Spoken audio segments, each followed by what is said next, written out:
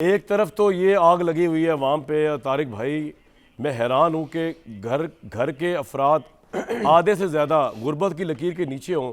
किस तरह दिल चाह रहा है कि जो ऑर्डिनेंस जारी हुआ मई 2025 में कि वज़रा और वज़रा मुमलिकत की तनख्वाहों में 188% इजाफा, वफाकी वज़रा वज़ीर मुमलिकत की तनख्वाह 5,19,000, वफाकी वज़रा की तनख्वाह 2 लाख से बढ़ाकर 5,19,000 कर दी गई जनाब।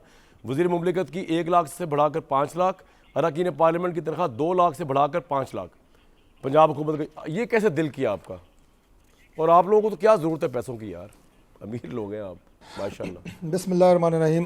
जी कामरान भाई, गुजारिश ये है कि जो आज आपने प्रोग्राम में अपने इब्तदाइया गुफ्तगू की है वो कोई मालूमाती गुफ्तगू से ज़्यादा जो है वो एक तंज़िया और बड़ी, मैं ये कहूँगा कि वन साइडेड तज़िया था। और उस हवाले से चंद बातें मैं आपको अर्ज़ करूँगा कि यकीनन हर तारिक भाई, अगर सुबह अगर आप मिफ्ता इस्माइल साहब का आर्टिकल पढ़ के हटे हो ना तो फिर ऐसी गुफ्तगू होगी। अब आप आगे चले चले।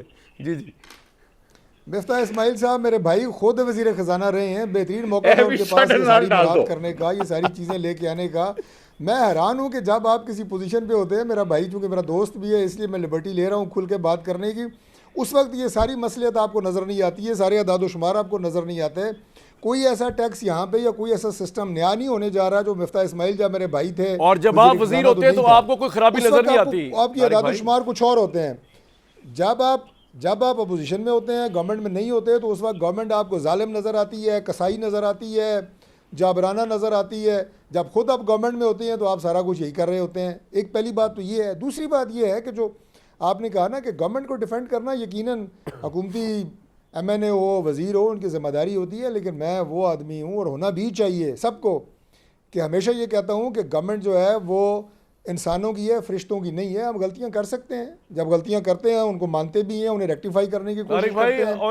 अपोजिशन को भी बार बार कहते रहते हैं कि भाई lighter on a serious note, ये जो फरिश्तों की गवर्नमेंट नहीं है, मैं मानता हूँ फरिश्ते नहीं है, इंसान है।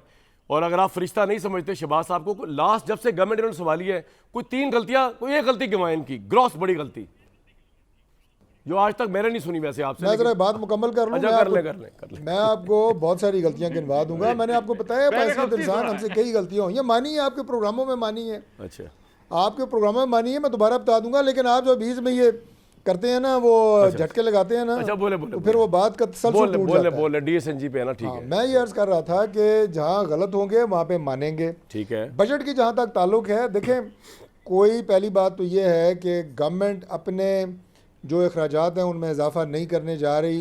हम जा रहे हैं अपने अखराजात में कमी की तरफ। ये बड़ी एक वाज़ेह बात है और ये डायरेक्शंस है तमाम डिपार्टमेंट को।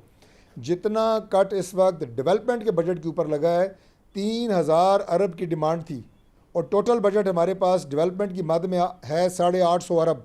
ये बड़ी क्लियर कट मैं आपको फिगर दे रहा हूँ, इसे कोई चैलेंज नहीं कर सकता। अब ये ऊपर जितने बनते हैं आप अंदाज़ा लगा लें कि 2,000 से ज़्यादा ये कट लग रहा है। तो अखराजात में इजाफा कहाँ से होगा? इसमें आपके बाकी सूबों को भी, इसमें GB का भी हिस्सा होगा, आज़ाद कश्मीर का भी हिस्सा होगा। कुछ ऑन गोइंग प्रोजेक्ट्स ऐसे हैं जो हम रोक ही नहीं सकते, वो करने ही करने हैं।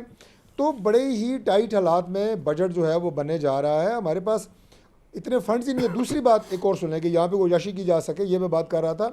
दूसरी बात ये है कि आप चूँकि बदकिस्मती से बामरे मजबूरी IMF के साथ एक मुआहदे में हैं, तो तसव्वुर ही नहीं है इस बात का कि आप कोई ऐसा खर्चा कर सकें जो कि बियॉन्ड मीन्स हो, जो कि गैर ज़रूरी हो। ये हो ही नहीं सकता। और तीसरी बात यह है कि हमारे दौर में जो टैक्स नेट है इसमें इजाफा हुआ है। ज़रूरी टैक्स लगाया गया है, सूबों में लगाया है। ज़रूरी टैक्स तो अभी IMF ने मुतालबा किया आपसे सर, तो आपने लगाना है जी। नहीं, वो सूबाई असम्बलियाँ पास कर चुकी हैं, उसकी लिमिटेशन के मराइल में कहा ना बजट में इंक्लूड करें। आपको अर्ज़ कर रहा हूँ कि हमारा कतई तौर पे गरीबों पे मज़ीद बोझ डालने का कोई इरादा नहीं है। जिन ममालिक में 100% टैक्स कलेक्शन होती है वहाँ पे भी आपका सेल्स टैक्स की मद में पैसा लिया जाता है और वो पूरी दुनिया में ये क्या एक रिलीफ तनख्वाहदार तबके को चले बताएं, क्या रिलीफ देने लगे सर? पहली गवर्नमेंट है जिन्होंने बिजली को क्या रिलीफ देने लगे सर? पहले गवर्नमेंट इजाफा किया है, लोगों से टैक्स कलेक्शन ज्यादा हुई है सर। और मैं 1 मिनट में क्या रिलीफ देने लगे? इस्लामाबाद में जब भी यहाँ पे सेमिनार्स होते हैं, जितने बड़े, बात ये मुकम्मल करने देना, वो ठीक है, मतलब नोक झोंक में समझ ही नहीं अच्छा, आती मैं बताएं क्या सर, कह रहा हूँ, आप बताएं, क्या कह रहे बताएं। हैं। जितने इस्लामाबाद में बड़े इन्वेस्टर्स हैं, इंडस्ट्रियलिस्ट हैं, बड़े कारखानादार हैं, वो सारे के सारे आके हमें गिला कर रहे हैं जनाब कि सबसे माशाल्लाह। ज़्यादा हमें नहीं छोड़ा जा रहा है। आप कह रहे हैं कि हम उन्हें टच नहीं कर रहे। अच्छा जी, ये ठीक वो है। बातें हैं कि जो ग्राउंड के ऊपर है। पॉइंट आ गया आपका। बाकी ये जो कोई शादियों एक के अंदर रिलीफ बजट की ज़ाहिर जो है आप तफसीलात हैं। बिजली की मद में, पेट्रोल की मद में, या चले सैलरी पेशा को 40% टैक्स पे आ गया है, वो उसको कोई एक रिलीफ मिलेगा बजट पे, या अभी आपको पता नहीं है या नहीं है? खुल के बता दें। देखें, मैं बजट बनाने वाली टीम का हिस्सा नहीं हूँ, चलो तो मैं बस आपको ठीक, पहले बता बात ही सकूँ कि खत्म हो रिलीफ किस मद में आ रहा है। मैंने आपको गवर्नमेंट की पॉलिसी बताई है, सोच बताई है, और उन तमाम मीटिंग्स में जिनमें समझ आ हम गई जी सोच। प्राइम मिनिस्टर की और बाकी हमारी वज़रा की सोच और डायरेक्शन है, वो आपको बताइए है कि क्या क्या चीज़ें हमारे मतमा नज़र हैं, हमारे हाथ कितने बंधे हुए हैं, और हमारे हमारे अभी पास तो ये फरमा वसाइल रहे हैं ना कितने हैं, आप, जो कि अगले अभी बजट तो में हम लेके जा पंजाब रहे ने हैं। ग्रॉस वायलेशन की है जो आईएमएफ से आपने वादा किया था। आईएमएफ से वादा हुआ था कि पंजाब जो है 842 अरब डेवलपमेंट तरक्याती फंड में खर्च करेगा।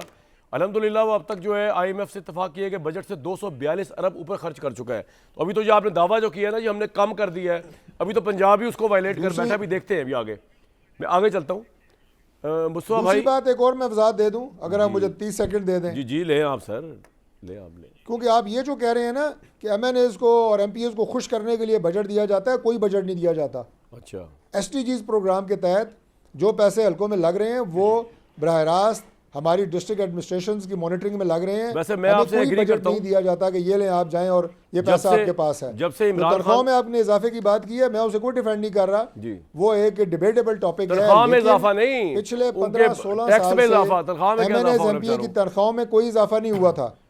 तनख्वाह में तो कोई इजाफा है ही नहीं सर। सुने अब तो आप पेंशन वालों में भी टैक्स लगा रहे हैं, जहां तक मुझे पता चला है। ये बात सही है? पेंशन वालों में भी टैक्स लगा रहे नहीं, हैं? पेंशन को कोई टैक्स नहीं लग रहा। अच्छा। वो पेंशन की कुछ रिफॉर्म्स हैं और वो भी सरकारी मुलाजमीन के साथ बैठ के उनसे बातचीत वैसे करके मैं आपकी ना वो काम हो एक रहा है। बात उसके से ऊपर एग्री भी कोई करता हूं, टैक्सेशन की एक बात बात नहीं से हो एग्री करता हूं तारिक भाई कि आपको एमएनएस एमपीओस को ओबलाइज करने की जरूरत नहीं है। जब से इमरान खान ने हाइब्रिड मॉडल इंट्रोड्यूस कराया ना, कि डंडे की जोर पे वो उस जमाने के अंदर एमएनएस एमपीओ का बजट भी पास कराया करते थे इमरान साहब का, आके कोई कराची से आ रहा है, कोई केपी से एमएनए आके, है जी। जब से वो इंट्रोड्यूस हुआ है सिस्टम, और ऑब्वियसली आप भी उस सिस्टम के बेनिफिशियरी हैं, अब आपको एमएनएस एमपीओ को खुश करने की जरूरत नहीं है। अब तो भाई पता है क्या करना है। कम अज जी, कम अपनी इब्तदाई गुफ्तगू में जो आपने इल्ज़ाम लगाए थे उनमें से एक तो आपने वापस ले लिया ना कि एमएनएस एमपीएस को खुश करने के लिए कोई पैसा नहीं दिया ये जाता। मिफ्ता साहब बताएंगे जब इसमें उनकी तो बारी बैकअप आएगी। कर रहे हैं ना आप। मैं जाऊंगा, मैं सही है।